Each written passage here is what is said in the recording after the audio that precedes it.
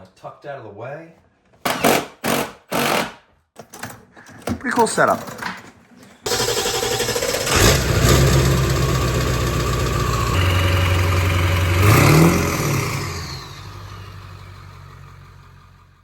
Welcome back to the engine room. Picked up one of these Giraffe Tools retractable hose reels. So they make a couple different models. This is the 1/2-inch model.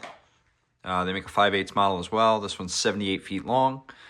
Been looking at these for a while. They're normally like $170. I got this one for $110. It was on sale on Amazon.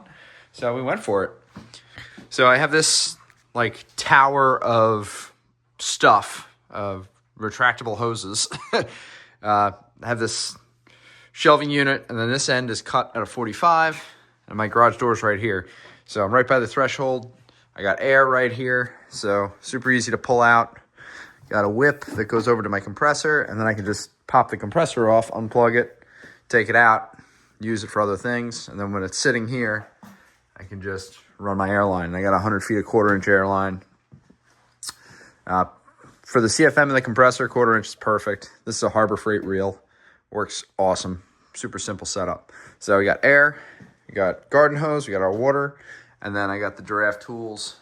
I think it's the 50-foot hose model. This one does 2,200 PSI. And I ended up modifying the holder for the wand, and I just screwed it right onto here. So I could just lift it out, pull it out, and it works great. And everything's kind of at like this 45-degree angle, so it makes it really easy to pull everything out. So, long story short, I got the new hose reel.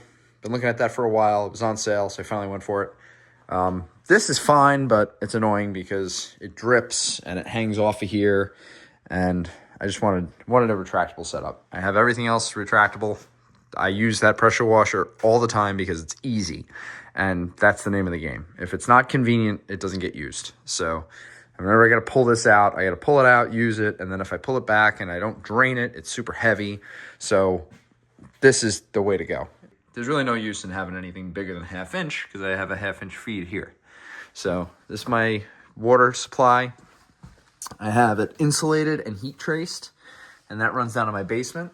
And I actually have it on a mixing valve because all the Giraffe Tools pressure washers are good up to 105-degree water. So I have a mixing valve that goes from like 65 degrees, so cold, all the way to as hot as you want. So I run it at like 95 degrees, and I got hot water. So right now it's the middle of winter, and I have hot water. I use it to blast the snow out of my wheels when they're out of balance, when the snow gets stuck in there, and be able to wash the car in the wintertime. This garage is heated, so I don't have to worry about anything freezing.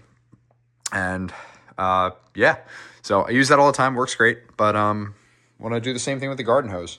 So I'm going to unbox this thing, look at it a little bit. And I already have this. This was a scrap piece of 3/4 ply from something else that I put here just to kind of keep everything on the shelf from flying off. And I think it's going to be more than strong enough to bolt this to. And it'll be nice. It swings back and forth. So I can pull it out in here. I can pull it out and most of the time I'll just pull it right out of the garage door. So I'm going to get that moving now. I'll open this thing up and put an eye on it. And see about mounting it up.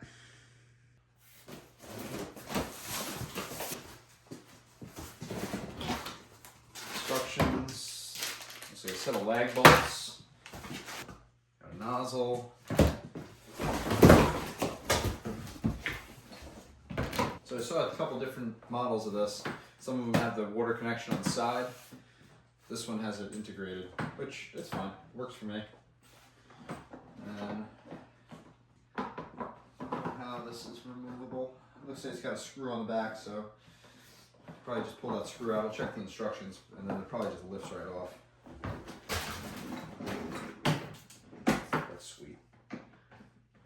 Yeah, it really doesn't stick out that far, or it really isn't that big this way. Pretty cool. I'm just gonna get rid of this. Just gonna leave that over to the side for now. I don't want to disconnect it because it's freezing cold temperatures outside, and it's just gonna make ice. So I'll drain it into something else at some point. So I'm thinking it should be good, like right there. kind of like tucked out of the way. And when I want to use it, I can pull it in any direction. And I got a 2x4 back behind this because it's part of the shelf. I can zip it right into there.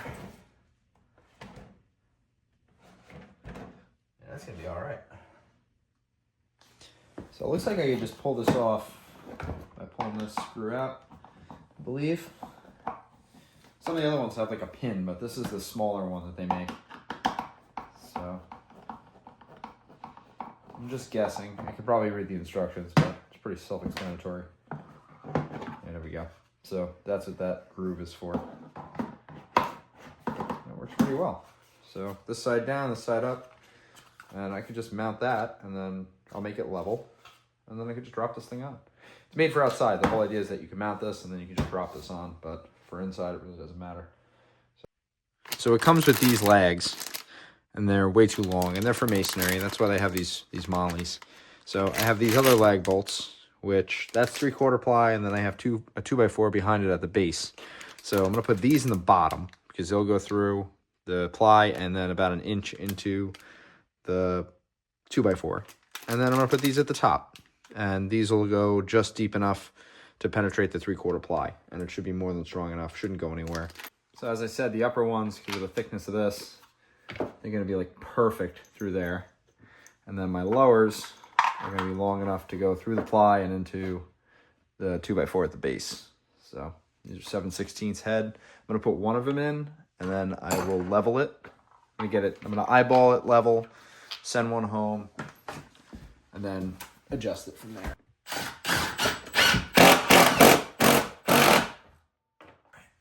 Let's see where we're at for level.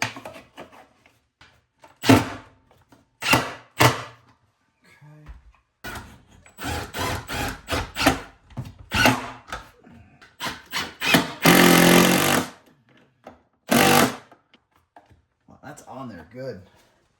The only thing I am going to do is I just kind of screwed this on a while back, so it wasn't really supposed to support weight. I'm going to add a little angle bracket right there just to keep it true when I pull on it, but it's going to be pretty good. I'm going to do it while I don't have the unit in there. That way it's nice and easy.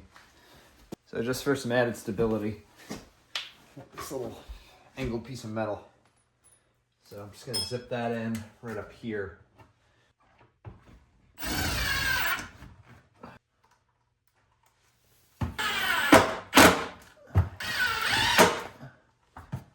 It ain't going anywhere.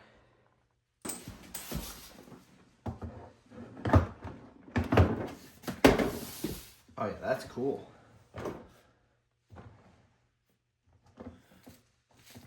I could tuck it right out of the way like that. That's pretty sweet. Nice. Cool.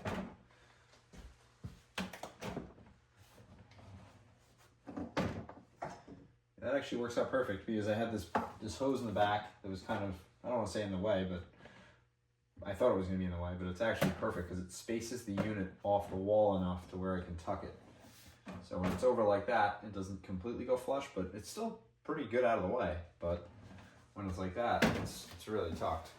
So pretty cool. Sweet little unit. I'm going to put the set screw back in so it doesn't come out. Probably not super necessary, but it definitely keeps it in place. So I'll probably get creative with the feed hose. Probably tie it up like this. It comes with this tied up, which is kind of nice, keeps it clean. It's cool. I'm going to take this in a little bit, move it up a little bit, so that way it sucks it all the way in.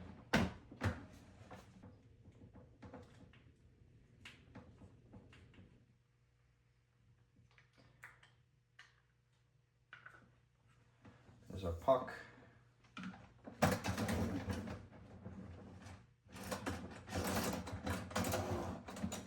going to put about 6 inches from the end.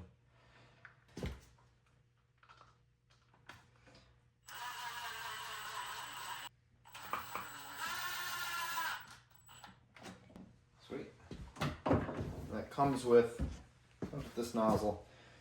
I'm not in love with it because I don't really love this whole thumb thing, but whatever. It's free. It came with it. That's about it.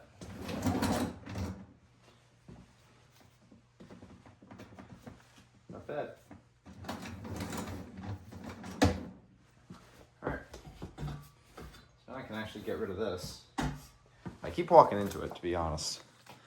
It worked out pretty good. It's a cool little setup. I actually countersunk these, or I sent these screws home all the way in here.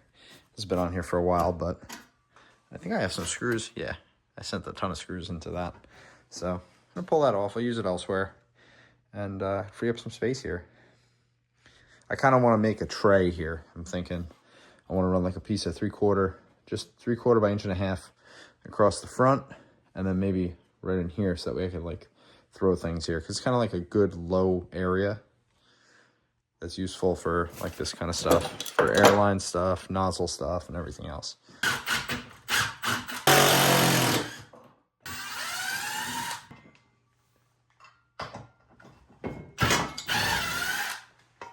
Get rid of this. This is garbage. Pretty funny seeing the color difference. I only put this on here a couple years ago, so served its purpose. Freed up a lot of space. This guy tucks right in. I kind of want to do a double nozzle just for the pressure washer, but we'll see. So I got this all cleaned up, buttoned up. Have these little rubber lined clamps. So I have one there and one up there. I just wrapped this and zip tied it. I wanted it to be clean and out of the way, so that way this thing can pivot. So now I can pivot all the way around. I have my space in the back because that hose comes up, but it's perfect because it makes this thing sit flush. So it's flush against the wall, out of the way.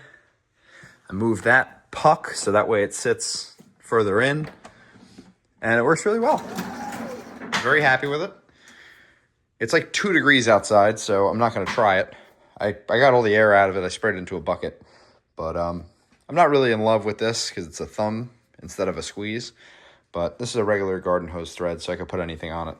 But it's nice. Pulls out easy. The level line works really well. It's got little rollers in there, so pretty cool setup. But it's gonna be nice. Tucked out of the way. I got my dual little setup for the regular hose and for the pressure washer. And yeah, pretty happy with it. So it's tucked out of the way, works really well, and yeah, put it to use in the spring. Or not really in the spring, but as soon as this weather breaks, I'll utilize it. Like I said, I have hot water on here. I'll do a quick walkthrough of the mixing valve in a moment, and that'll be it for this, but very happy with it. Cool unit. Giraffe Tools, quality products. So this is my mixing valve setup. I have hot water right here, red, cold water here, blue. These go up to a bathroom, but I have my cold water coming in right there. This was my original feed, so it was just an elbow that went up. That's the discharge. That goes out to my faucet outside, or my my silcock that everything's connected to. So I just stole hot water here, brought it around into the one side of the mixing valve, cold water on the other side, and then I have my outlet there. And down here I can just adjust to whatever temperature I want. So all the way cold, all the way up, and then it's got you can unlock it for above 100, but I keep it about 95. The Giraffe Tools pressure washer is rated for 105 degrees. I feel like this is 10 degrees below, and 95 degree water is more than enough to get the value out of the hot water. So that's my setup, and that'll be it for this one. Thanks for watching.